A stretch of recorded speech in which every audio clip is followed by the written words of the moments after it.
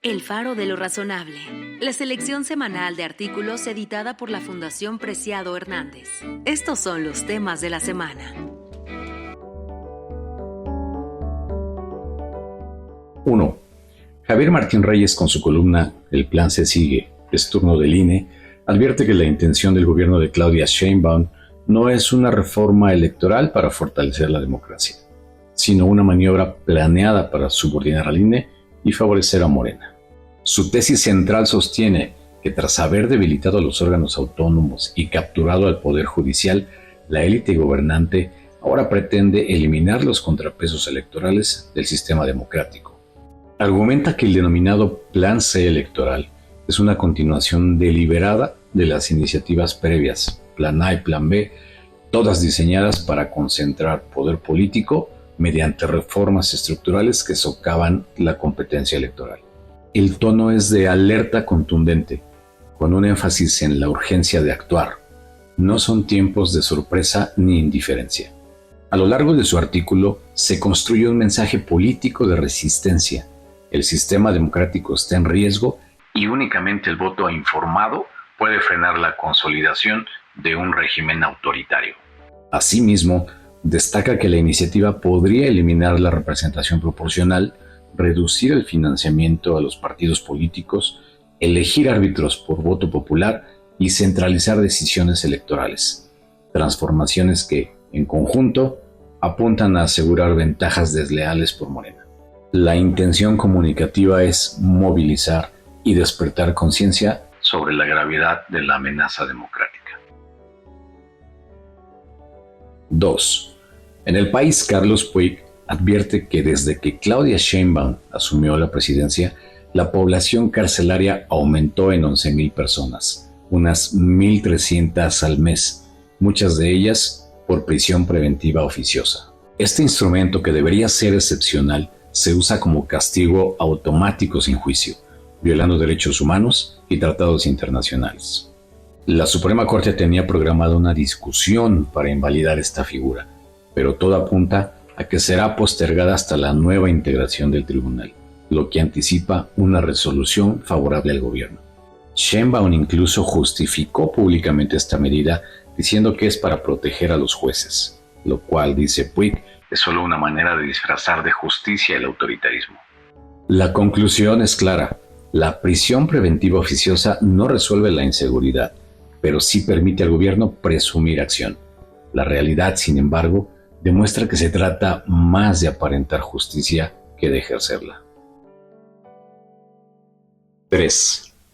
En Letras Libres, Enrique Krause advierte sobre los riesgos del poder absoluto y sostiene que, históricamente, ha causado más daño que beneficio a las sociedades.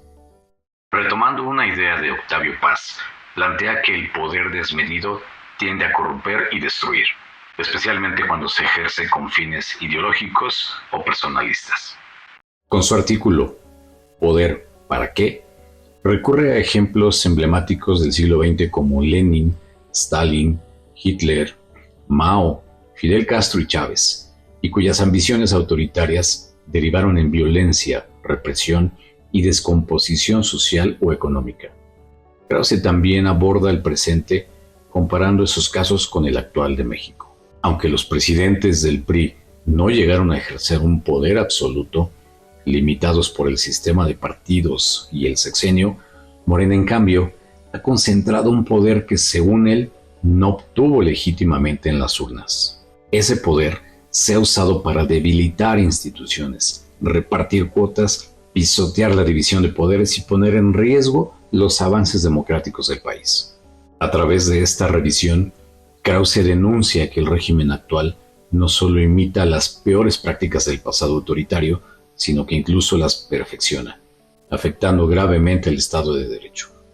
Advierte que a una imagen para una mayor devastación institucional se pueden perder más recursos, más libertades y más contrapesos.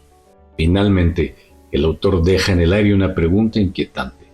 Si el gobierno no busca destruir, entonces, ¿qué pretende hacer con ese poder absoluto? Así, lanza una advertencia clara sobre el rumbo que ha tomado el país y la necesidad urgente de replantear el ejercicio del poder en México. 4. Alejandro García Magos, inspirado en el ensayo The English People de George Orwell, cuestiona la forma en que los gobiernos en México invocan al pueblo como una entidad abstracta, casi divina, para justificar abusos, omisiones y la destrucción institucional. Con su artículo El pueblo de México, el autor denuncia en Letras Libres cómo esta mitificación del pueblo bueno y sabio sirve para encubrir arbitrariedades, corrupción e inacción, apelando a supuestas cualidades como paciencia, bondad o religiosidad para disfrazar la falta de exigencia ciudadana como sabiduría popular. Comparado con el pueblo inglés retratado por Orwell, García Magos identifica rasgos similares: cortesía formal, aversión al conflicto, resignación ante la ley, religiosidad acrítica y una débil cultura política. Esta mezcla permite a los gobernantes ejercer el poder sin contrapesos, escudándose en la voz del pueblo, que en realidad no representa más que una construcción discursiva útil al poder. El ensayo concluye con una advertencia: la paciencia del pueblo real, ese que sufre las consecuencias del desmantelamiento institucional, no es infinita. Llama a distinguir entre el pueblo como instrumento retórico del gobierno y el verdadero pueblo mexicano, con nombre, rostro y dignidad, que debe tomar conciencia de su destino y exigir cuentas. 5. Estados Unidos sanciona a CI Banco, Intercam y Vector en México por lavar dinero del narcotráfico. Con este título, Karina Suárez en El País resalta que Estados Unidos impuso sanciones históricas a estas tres instituciones financieras mexicanas por su presunta participación en el lavado de dinero de cárteles como el de Sinaloa, el cártel Jalisco Nueva Generación y los Beltrán Leiva. Según las autoridades estadounidenses, estas entidades facilitaron operaciones millonarias, incluyendo pagos a empresas chinas proveedoras de precursores químicos para producir fentanilo. El caso más grave es el de Vector, que habría blanqueado más de $2 millones y canalizado $1 millón más a China entre 2013 y 2023. Intercam, por su parte, tuvo encuentros con miembros del cártel Jalisco Nueva Generación y transfirió $1,5 millones a empresas sospechosas. CI Banco aparece vinculado a movimientos menores, pero también ligados a redes de metanfetaminas. Mientras tanto, la respuesta del gobierno de México ha sido tibia. Hacienda detectó solo problemas administrativos y aplicó multas sin consecuencias penales. Las instituciones niegan los cargos y aseguran cumplir con la ley. El contexto político agrega tensión. Vector pertenece a Alfonso Romo, ex jefe de la oficina de la presidencia con López Obrador. A pesar de advertencias previas de Washington, las autoridades mexicanas siguen minimizando el problema, mientras el narcotráfico se infiltra en el sistema financiero con impunidad. 6. Juan Fernández Menéndez, con su columna "Y llegó la hora de la censura" en el Excelsior, advierte sobre el preocupante avance de leyes locales y reformas federales que amenazan gravemente la libertad de expresión en nuestro país.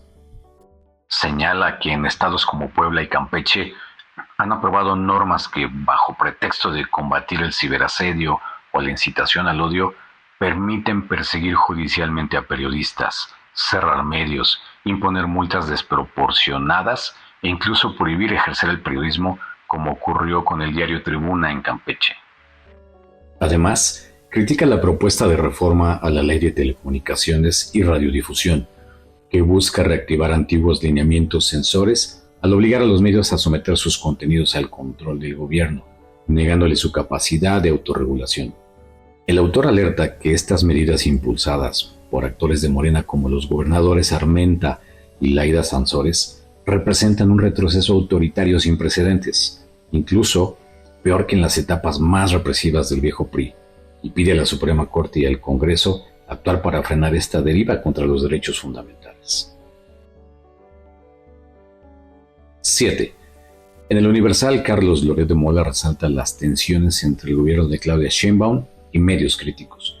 particularmente tras incidentes recientes de hostigamiento a equipos periodísticos en el extranjero, como referencia implícita a eventos en Los Ángeles, California. La columna funciona como un manifiesto de resistencia periodística que busca generar conciencia pública sobre el estado de la libertad de prensa. Su efectividad radica en la acumulación de casos que, presentados en conjunto, construyen un patrón de comportamiento gubernamental. El periodista incluye una corrección sobre Ronald Reagan, modificando que vendió armas a Irán, no a Irak, para financiar a las contras nicaragüenses, demostrando rigor periodístico al rectificar errores basado en hechos reales y verificables. La columna representa una defensa categórica a la libertad de expresión, mediante la denuncia sistemática de lo que considera un patrón de represión gubernamental. Su efectividad comunicativa reside en la estructura repetitiva que refuerza el mensaje central. La distancia entre el discurso oficial sobre libertad de prensa y la realidad vivida por periodistas críticos en México. La columna concluye señalando que cuando realmente existe libertad de expresión, no es necesario que la presidenta salga constantemente a aclarar que no hay censura. 8. En el ámbito internacional, Michael Kimash, historiador de la Guerra Fría y experto en relaciones entre Estados Unidos y Rusia, publica un ensayo en The New York Times resaltando que la invasión rusa a Ucrania en 2022 fue una apuesta estrategia de Vladimir Putin contra la cohesión y el temple en Occidente. Su objetivo, resalta, era debilitar a Europa y Estados Unidos, dividir sus alianzas y consolidar a Rusia como una potencia geopolítica junto a China. Sin embargo, la guerra ha tenido el efecto contrario. Ha fortalecido a la OTAN, ha cohesionado a Europa y ha aislado diplomática y económicamente a Rusia. El Kremlin ha recurrido a un doble discurso. Internamente, ha usado la narrativa de una guerra civilizatoria contra Occidente para consolidar el poder de Putin. Externamente, ha intentado fracturar el bloque occidental. Ni siquiera la figura de Donald Trump ha logrado revertir este aislamiento. Aunque inicialmente cercano a Moscú, hoy lo considera un régimen loco e inviable. Históricamente, Rusia ha sido parte integral de Europa, beneficiándose del intercambio cultural, tecnológico y comercial. Esta integración se ha roto por completo. Putin no buscaba aislarse de Occidente, sino doblegarlo y renegociar su papel desde una posición de poder. Al no lograr una victoria rápida en Ucrania, provocó lo contrario: el rearme de Europa, la adhesión de Finlandia y Suecia a la OTAN y un bloque transatlántico más sólido. Hoy, Rusia no solo ha perdido influencia, sino que ha quedado fuera de los circuitos diplomáticos clave. Occidente puede vivir sin Rusia. Pero para Rusia, perder Occidente implica un retroceso histórico profundo, cuyas consecuencias podrían durar generaciones. Esa fue la decisión de Putin, y esa, concluye el ensayo, es la tragedia de Rusia. Putin intentó rediseñar el orden global, pero solo logró marginar a su país. La guerra lo ha dejado sin aliados reales y sin prestigio. Rusia, alguna vez aspirante a potencia europea, hoy enfrenta un aislamiento autoimpuesto y posiblemente irreversible. Estos fueron los temas de la semana. El Faro de lo Razonable es un proyecto de la Fundación Preciado Hernández con base en el Melquíades de la Fundación Española Reformismo 21.